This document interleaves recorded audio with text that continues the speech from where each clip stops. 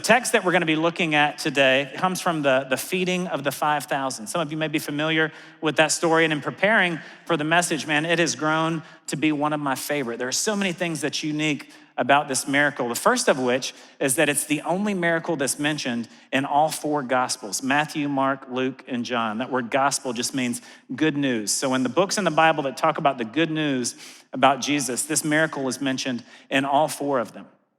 The gospel writers are four men, two of which were real good friends with Jesus, one of which was a physician, the other was a tax collector, and they were writing from firsthand reference of folks that had walked with Jesus. All four of these stories, if you were to look at them, you'd think, no, man, they're each told a little bit different. And that's because these four guys had varying degrees of education and perspective. But I would say they're not differences or discrepancies in the story, but just layers of detail.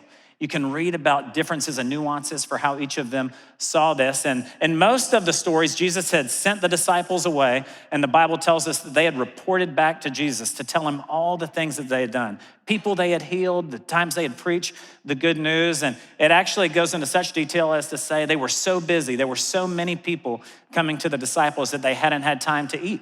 And so just think that's kind of interesting. Who cares if the disciples were hungry? But now we know they hadn't eaten because they were busy.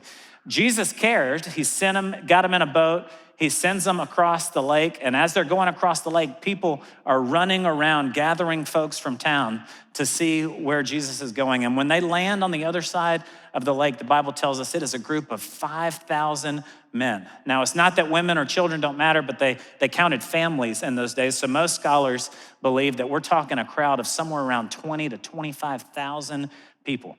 Another reason that this passage is so significant, we believe this would be the largest crowd that Jesus ever spoke to. In preparing for the message this weekend, our production team reminded me that the real miracle in this story wasn't that Jesus was able to feed 20,000 people. It's that he was able to communicate to them without a microphone or speakers. There's a perspective that's needed. There's two miracles, right? But just an amazing story. So they land on the other side of the lake, and the Bible tells us that Jesus has compassion on them because they were like sheep without a shepherd. And so he gets out of the boat and starts teaching them many things. In the King James Version, it says, as the day began to wear away, meaning like Jesus had been talking for a long time. And at that point, the disciples, there's still no mention of food. I don't know if my boys have eaten anything or not, but they start looking around, 20,000 people, realizing that like, man, there ain't no food court up the road. The feeding of masses is something we're used to. You could go to any college football game, professional sporting event, and eat as many hot dogs as you want. Like feeding 70,000 people in a concession stand isn't crazy in our day. We can make it happen. But they're out in the wilderness, removed from many towns. There's no food courts, places they can eat. And so the disciples are looking at this situation thinking, Jesus, we got to send these people away. Like it could be dangerous to travel at night. Where are they going to get food? And so Jesus replies to them and says, hey, we don't need to send them away. You feed them. And they're like, come on, bro. We ain't got no food. And so in John's gospel, it says that they found a young lad with 5 small loaves and 2 small fish. He had just left Captain D's. He had picked him up a little meal. The disciples come trying to take his lunch. He brings it to Jesus. Jesus blesses it, breaks it, gives it back to the disciples. The food begins to multiply until the Bible tells us all the people ate and were satisfied. They had had all they wanted. Jesus says, let nothing be wasted. So each of the disciples grab a basket, and it says they collected all the leftovers of bread and fish. And here now is the only referencing of the food again from my boys, but you got these 12 guys who were hungry, now standing there holding the miracle of God. Theologians say that was called the region of 12 where they were. So it's possible they were going to deliver one of these baskets to surrounding villages. So even the people that didn't show up could be blessed by Jesus as they left. But in any event, they're standing there holding this food. Well, Jesus, knowing they got to be worn out, he puts them in a boat again, and he goes up on a mountain to pray. He's watching the disciples out in the water, and the Bible tells us that the wind and waves are bad. And so being concerned for them, he walks out on the water. And at this point, the disciples are terrified, because they're thinking he's a ghost. They're not knowing what is going on. And that leads us to the passage to kind of push us in the direction to go for this weekend. It's found in Mark 6, verses 50 through 52. It says, immediately he spoke to them and said, take courage, it is I, don't be afraid. Then he climbed into the boat with them, and the wind died down. They were completely amazed, for they had not understood about the loaves. Their hearts were hardened. Their hearts were hardened. Now, up to this point, Jesus has already calmed the wind and the waves. Remember when the disciples are in the boat and it's crazy, and it says Jesus was taking a nap and he rebuked the wind and the waves? The disciples were amazed. They said, man, who is this man? Even the wind and waves obey him. He had risen a dead woman to life. He had healed a demon-possessed man. They had seen Jesus do amazing things over and over. Yet with the miracle of the loaves, they were terrified to see him walking on water. They didn't understand it because their hearts were hardened. That word hardened there literally means calloused or dull, having lost the power of understanding. And the picture that came to mind for me was of these 12 guys that had walked with Jesus, standing there holding baskets full of the miracle of God, yet they still did not know the God of the miracle. I'm thinking, man, if that's possible for those dudes, how likely is it for me? That I can be involved in the ministry of God, that I can be going throughout my everyday life, but possibly miss all that he has for me or all that he's inviting me to be a part of. How do I keep my heart tender so that I'm sensitive to the supernatural, so that I'm aware and available for whatever he may want me to do? That's what we're gonna look at today. So the first thought for us, I can maintain a heart of compassion when I, number one, look at normal needs with supernatural eyes. Look at normal needs with supernatural eyes. In Luke 9:12, it says this: late in the afternoon, the 12 came to him and said, send the crowd away so that they can go to surrounding villages and countrysides and find food and lodging, because we are in a remote place. Now, if you were to put yourself in the story, just imagine being one of the disciples in real time, seeing all those people dealing with maybe feeling a little tired, being a little hungry. It is a very logical, normal thought to think, man, this is for the good of the people. There ain't nowhere to sleep around here. There's nowhere for us to provide them food. The only rational thing we could do is to send them away to get food and lodging. And because food is a wildly individual act, right? Come dinner time. Some people are like gluten-free, dairy-free, vegan. I don't know why you'd want to eat cardboard, but you do happily. You look great, whatever, you know. Other people like pasta and cheese and wine, you know, but fast food, whatever it is, we all eat differently. And as a result of that, you eat at 5 o'clock, you eat at 8 o'clock. It's like everybody does it different and you have your own preferences. This is super normal. Let's send the people away so they can do whatever they do at dinner time. I think I would have done the same thing they did. We often read these stories and kind of knock the disciples for like, come on, man, don't be afraid. It's Jesus walking on the water, chill out, you know, but I don't know if I would have thought that way if I was them. But now that I have his word, now that I can read it, now that I know who he is, I can see their response. Man, I've got to learn from it and allow it to impact mine. I've got to look at normal needs with supernatural eyes. I'm reminded of Matt and Alicia Dawkins. Matt is the new campus pastor at our Conway campus. Why don't you join me here? Let's welcome them. Let them know we are excited to have them in Conway. I know the Conway campus is so fired up about that. But in moving from Somerville to Conway, their move got delayed a little bit. And so he's been driving up. It's been a process for them. And part of moving, they needed to get a storage facility. They just closed on their house this past week, so it's gonna start happening here soon. But in the midst of the move, I don't know if you're anything like me, I get so focused on the task, right? Load up the van, get the storage unit, unload the stuff, like, dear God, just help me get to the end of the day so I can get a hot shower and some ibuprofen. You know, something like, I just focused on move, get it done. Well, they're in the storage facility signing the contracts for the storage stuff, and there's nothing more normal than needing a place to store your junk, right? They're in there and they meet Marla. She works at the storage facility. They're signing the contract, and Mac's thinking, I'm gonna tell her why I need a storage unit. So he says, hey, we're moving to Conway, and I'm gonna be the campus pastor of our Conway campus for Seacoast Church. And she was like, oh my gosh, Seacoast, I love Seacoast. I used to attend in Mount Pleasant until my husband died tragically, and me and my son moved here just in grief, and I haven't really gotten reconnected to a church. And Matt says, well, man, how crazy is it that God so loves you that he would delay my move, that I would need a storage facility, that I could come and tell you about the God who loves and is pursuing you, and wants you to come back to church. And listen, that's not even the half of it. So So she shows up at Seacoast, attends for a week or two, rededicates her life to Christ. And this past weekend, Matt and Alicia dropped their 4-month-old daughter off in the nursery to Marlo, who's now serving and using her gifts, experiencing full life. That's something we can all celebrate. That's just amazing. Isn't that awesome? I'm like, man, he was going to get a place to store his stuff. What normal needs is God inviting you to look at with supernatural eyes? You might have just labeled it as dinner time.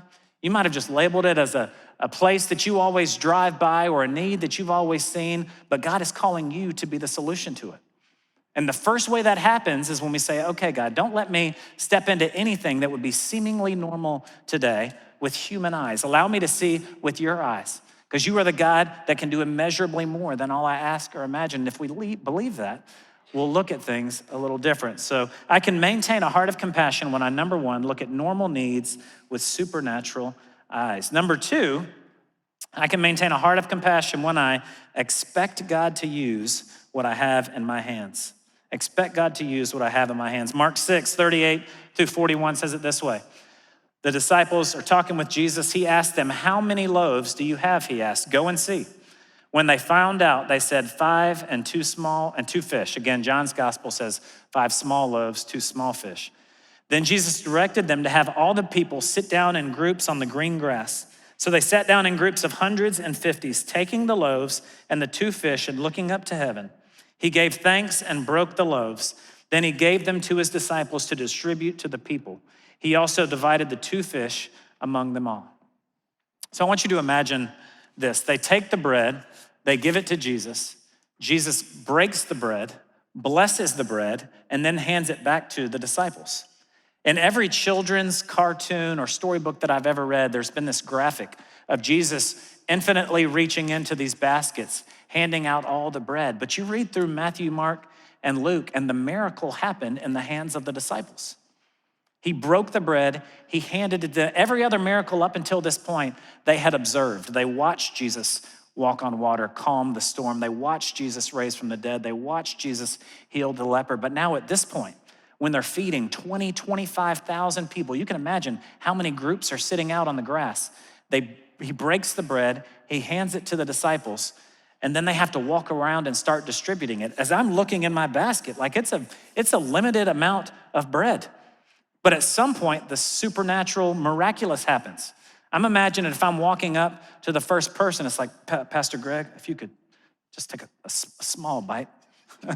Like, here's a little bit. Like, I'm gonna be handing it out knowing exactly how much I have, but it never stopped. And if you're anything like me, oftentimes I can see need and easily dismiss my involvement or my impact because of limited resources. Most places I go, I've got 7 kids in tote, and that ain't gonna bless nobody, you know? I'm like, hey, I'm here to help. They're like, sure you are, take them away. You know, it's like, you've got a limited amount of time. You've got a limited amount of money. You might see a need and think, well, I know how I might start, but I don't think I could really solve that. I don't know how to really get involved. I don't think I could make a difference. I've never done that. I only do this. Whatever the case, man, it's easy to dismiss our involvement. If there was ever an example, even with this small amount of bread, think there's no way we could.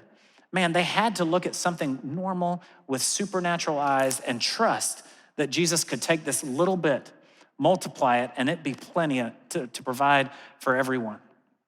I'm reminded of Pastor Chris Russo. He used to be, currently he's our West Ashley campus pastor. He used to be on staff here at the Mount Pleasant campus. And on one weekend, he was hosting in the warehouse, and a family came in and said, hey, our son Micah is in a real tough spot. Could you go and meet with him? Chris got somebody to cover his space and went over to Charleston Cafe and met with the guy. And he had a debt of $3,700. And he had gotten a text that he had 48 hours to pay up or the guy was gonna kill him. Chris was like, man, this sounds like a movie. I've never heard anything like this. And the kid was questioning, do I just flee from town, try to start over? Do you know anybody I could stay with? He's just terrified. And Chris said, listen, man, I don't have $3,700, but I have an ally in my God who's always with me. He fights for me. He came that you would have life, have it more abundantly. So Micah ends up accepting Christ there at Charleston Cafe, leaves, still having the debt, still having the problem, but with a sense of belief and hope that his God is with him. Well, the next morning, Pastor Chris Russo had a coffee schedule with a guy named David, who is a manager at Blackbaud. And a couple weeks ago, he attends Seacoast, and response time felt like God told him that he wanted to pull $3,700 from his savings account. So he went on Monday, got the money out, put it in an envelope. 2, 3, 4 weeks have gone by. He's praying. I don't feel like God's telling me what I'm supposed to do. He said, I'm just going to ask Pastor Chris, see if he has any ideas or if he would pray with me. And so he tells him the story. I've got this $3,700. What do you think I'm supposed to do with it? And Pastor Chris is like, like, and the response is, give it to me. He's like, not for me, but I know. And so Pastor Chris sets up this meeting the next day with this guy in need, this guy that had pulled the money, and Pastor Michael, so they can make the transaction. And now my man, if he's ever known, he has an ally in God. Can you celebrate God and having a plan to meet and provide for you even when you don't know? Now the point is this, $3,700 is no small amount of money, but it's all relative, right? So my question is, what is it that you have in your hands? For some of you, it might be wildly practical. It might have to do with money. It might have to do with your profession. Maybe you build houses or cut yards or cook food, and God's gonna use something, even if it's a little bit of extra time that you have, to multiply and bless others. For some people, it might be emotional. Man, a couple weeks ago, Katie was out of town for a week, and I was 1 on 7 with our kids, and all I could think about all week was single moms. Stay-at-home moms, folks that do this every single day. It was the hardest job on the planet. And I'd get to the end of the day with like a tiny bit of patience left, ready to rip somebody's head off. And I had to be like, God, you know how I'm feeling right now. I'd have to be like, hey, Daddy's got to use the restroom real quick. And it would really just be prayer time of like, God, please, But maybe it's emotional. You're getting to the end of the day and realizing I have got a little bit of patience. I have got a little bit of love left. God, would you take this little bit that I have, break it, bless it, multiply it, that I would have more than enough for whatever it is that you're calling me to.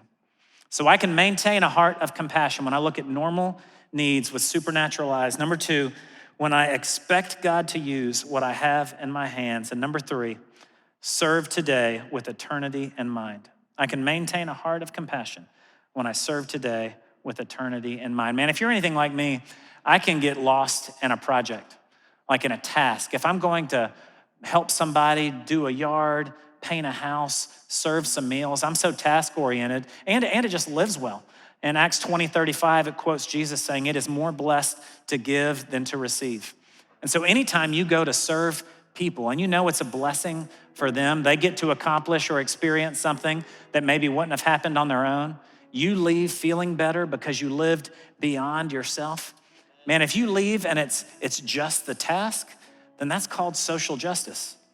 But Jesus is inviting us to live today with eternity in mind.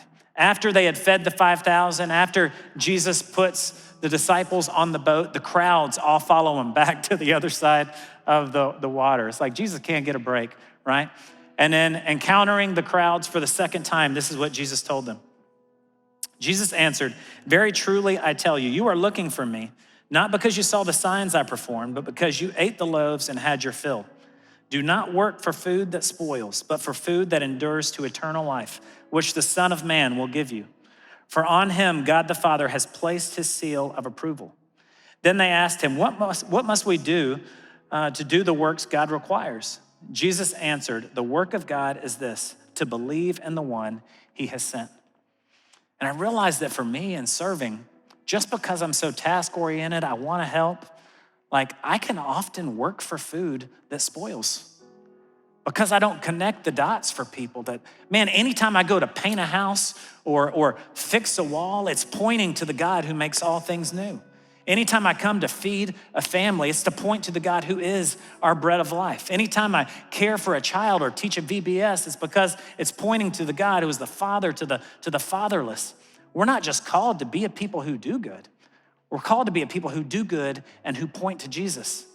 That their today wouldn't just be impacted, but their eternity would be altered.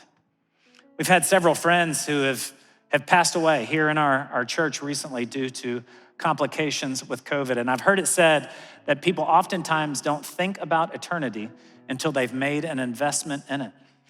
And what's been marking for me for some of our friends recently, Brian Fisher, his wife Mary, they've been real involved with missions in Nicaragua. But she said, hey, in lieu of any gifts, flowers, any of that stuff, would you give towards training pastors in Nicaragua?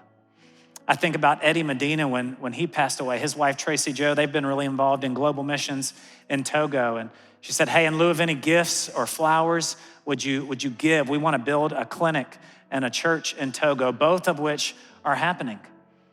But in their hearts, as they're thinking about their loved one who is spending eternity in heaven, whom they will see again because of their faith in Jesus, they realize that my actions today can echo into eternity. As we do these things today, it builds their legacy, it continues their impact, and one day there's gonna be people that step into heaven because of the legacy of someone who's already there, right?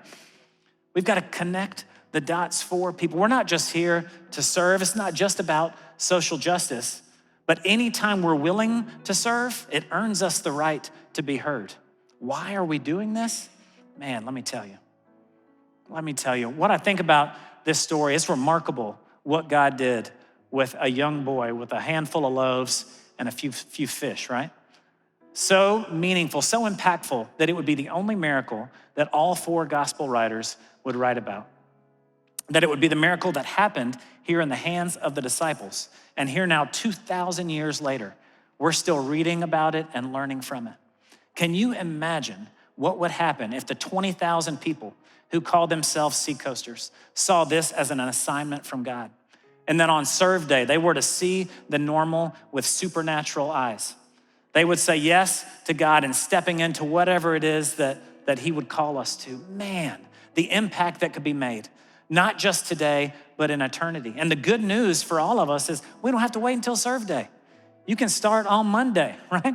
You can start today in your family, in your workplace, in your neighborhood. You can join us next Sunday on the Dream Team. He's called us to be a people who serve, who use our gifts to make a difference.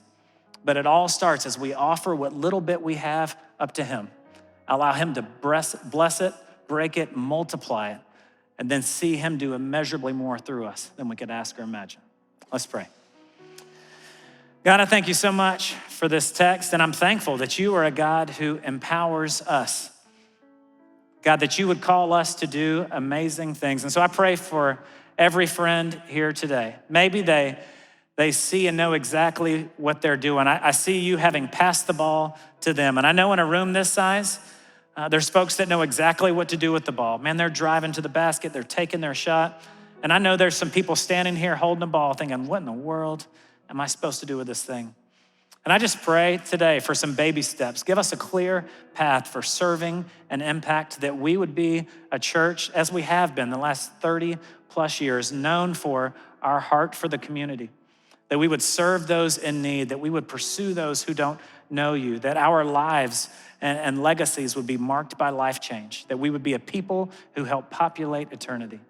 So God, cultivate in us some vision today for how you want to use us in our homes, in our neighborhoods, in our workplaces. And I pray for every life that's going to be impacted as a result of it. In Jesus' name, amen.